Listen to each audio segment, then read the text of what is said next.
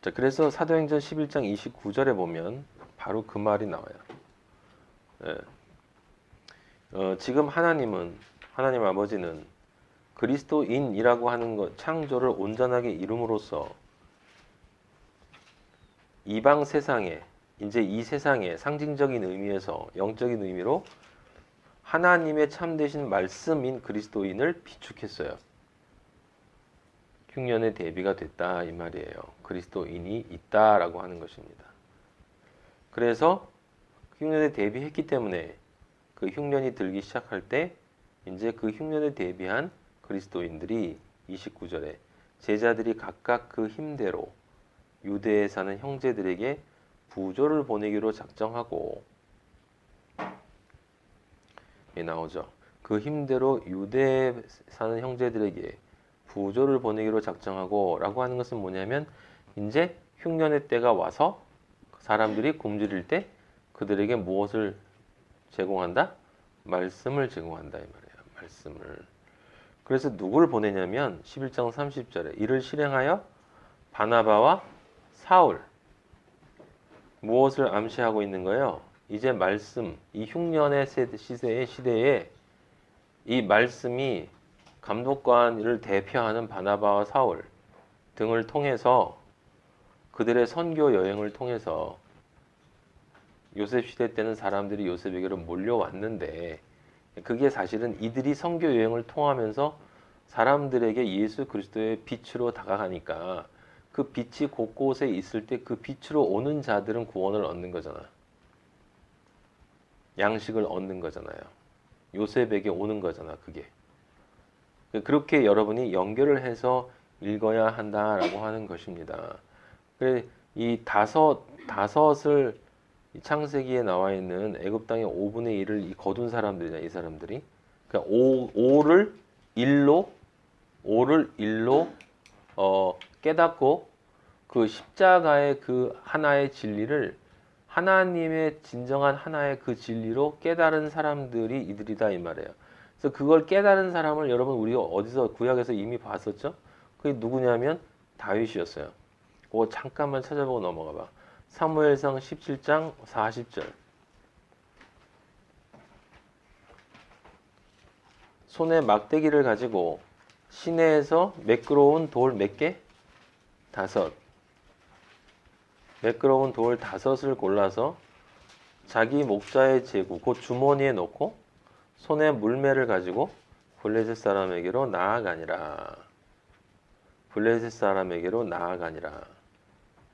전쟁을 대비한다라는 뜻이에요. 여러분, 여기 41절에 다윗에게로 점점 가까이 나아가니라. 진리가 된 사람은 영적 전쟁을 준비해야 하는 것입니다. 그런데 우리가 전쟁할 그 상대방은 엄청나게 큰 놈이다 이 말이에요. 우리 개인의 힘으로는 이길 수가 없다라는 거예요. 근데 여러분 이 다윗과 골리앗의 얘기를 얼마나 많이 들었어요. 근데 오늘 저는 좀 이상한 생각이 하나 들었는데 17장 47절에 보면 이렇게 쓰여 있습니다.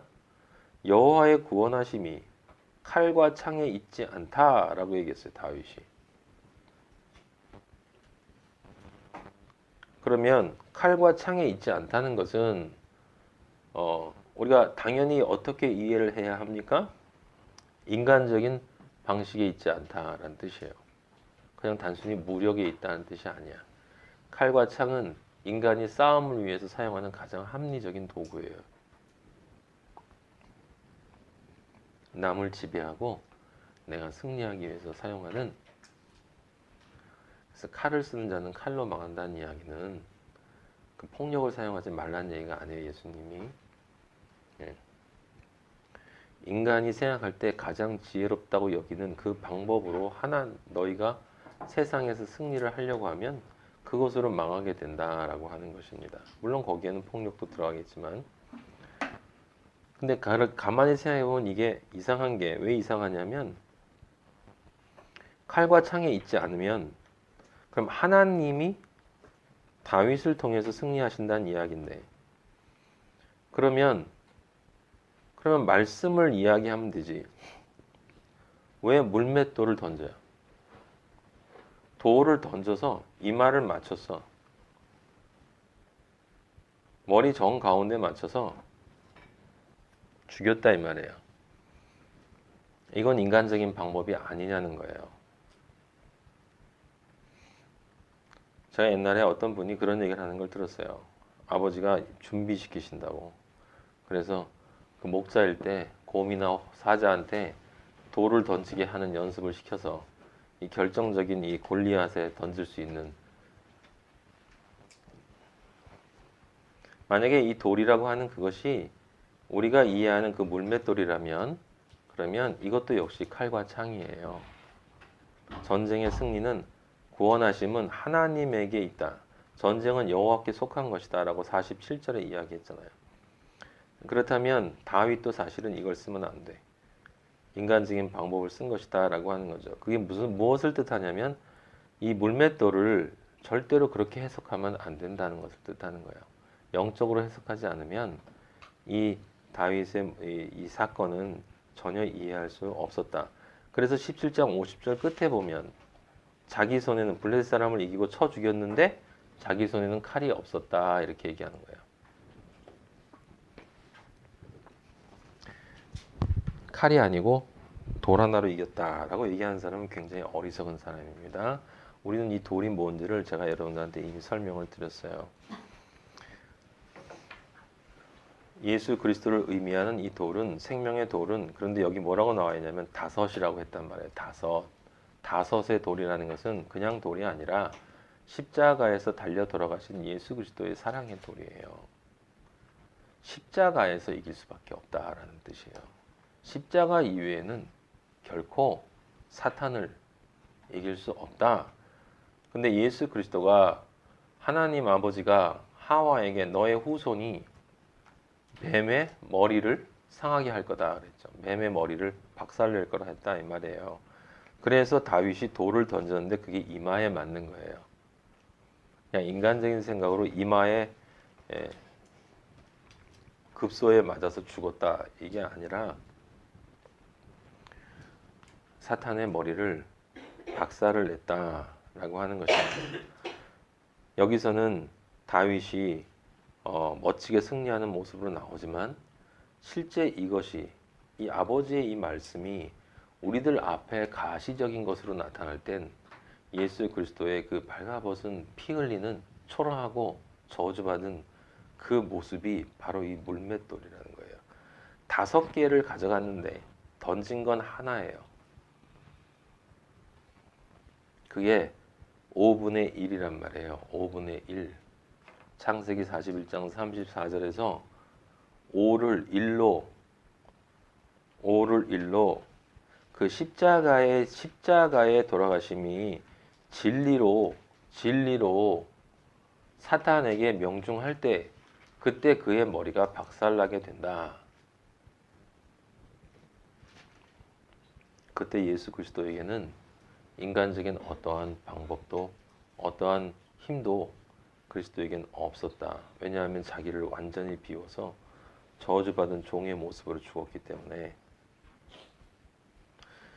그게 다윗과 골리앗의 이야기예요. 얼마나 많은 사람들이 이 말씀을 이렇게 이해하고 있습니까? 내게 능력 주시는 자 안에서 내가 못할 거 없다고 다윗을 보라고. 지금도 얼마나 많은 사기꾼들이, 그래서 흉년인 거예요, 여러분. 그래서 흉년인 거예요. 그래서 아버지가 그리스도인을 준비해 놓으신다. 남은 자들을 준비해 놓으시는 것입니다. 좀 많은 사람들이 이해하도록 해주시면 안 될까요? 라고 하는데 그건 아버지의 선택이 아니라 각자의 선택이에요. 각자의 선택. 여러분들은 그 선택함으로써 선택되어진 존재 안에 들어갔다라고 스스로를 생각하는 사람들이에요. 그리스도인이라고 하는 말은 절대로 그냥 아무렇게나 내뱉을 수 있는 말이 아닙니다.